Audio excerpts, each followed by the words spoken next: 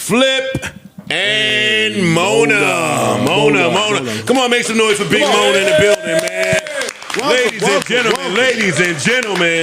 Give it up for me. Come on, man. Give it up for Big Mona in the building. Hey, and welcome to Lena Listens. My name is Lena, coming to y'all with my thoughts and reviews about the JBP.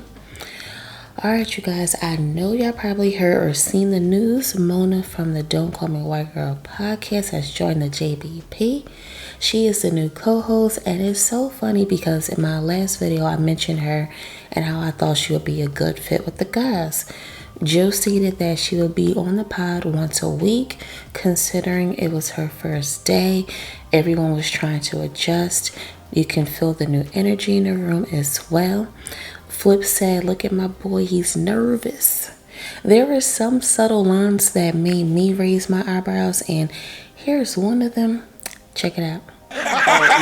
No, you right. She held back. You about to. And I apologize. I didn't know. You're right. You're right. You knew, nigga. I said it. Y'all laughing and joking and shit. If another person come to me,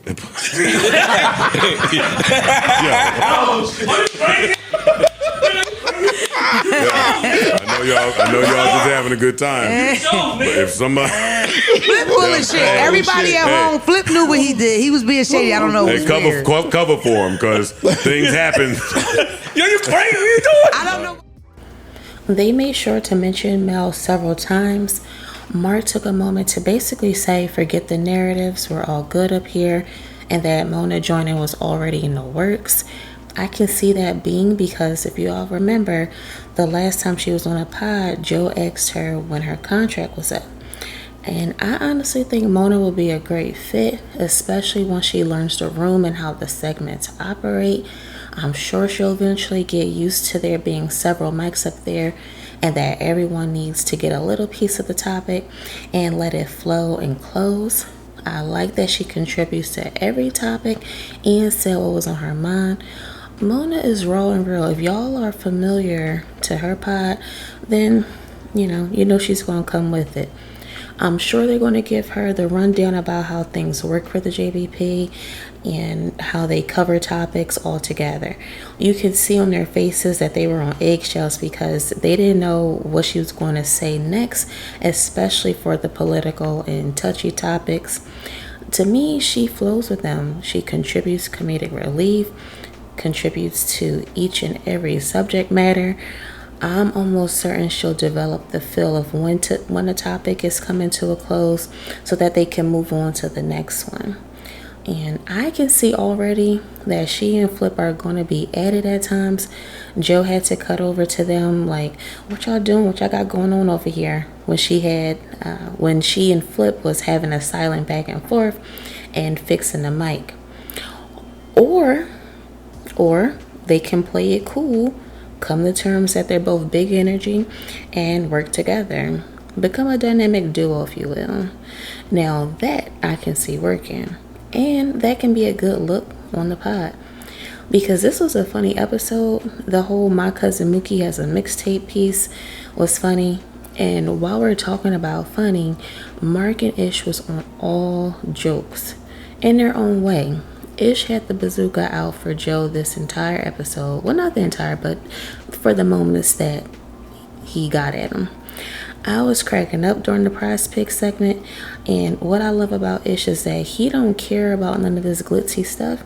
He's gonna always get Joe together, and not in a bad way. Y'all don't try to twist that up because I don't mean it like that. I mean it like in a brotherly way.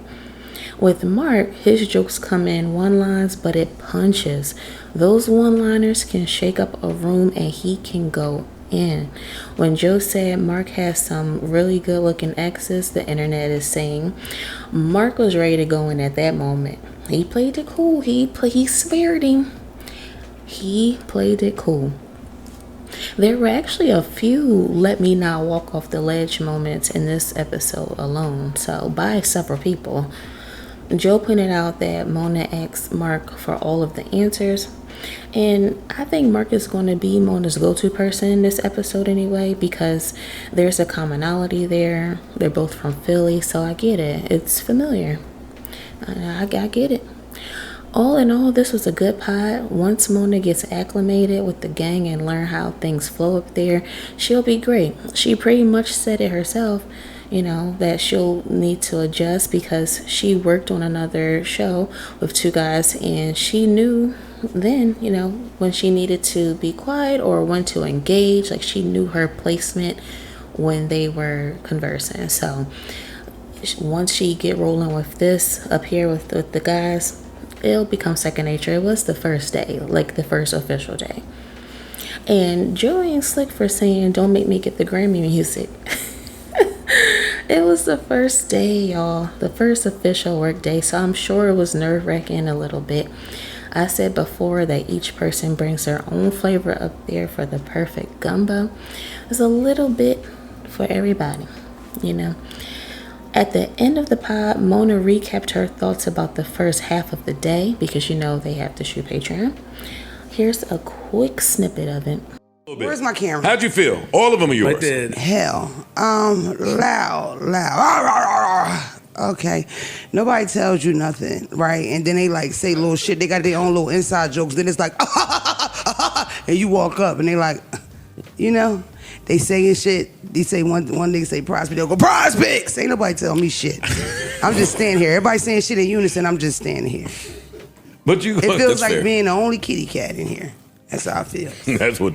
Good thing I'm a big dog. Come on. Let your finish start, please. Excuse me. And real quick, I liked how Mark took a moment out to address real journalism and the importance of it. That's one of the reasons why I'm glad he's on the pod. Let me know what were some of your key takeaways from this episode. Did you have a feeling Mona was going to be the new co-host? If so, why? And how are y'all feeling after this episode? Let me know. Until next time, you guys. Bye.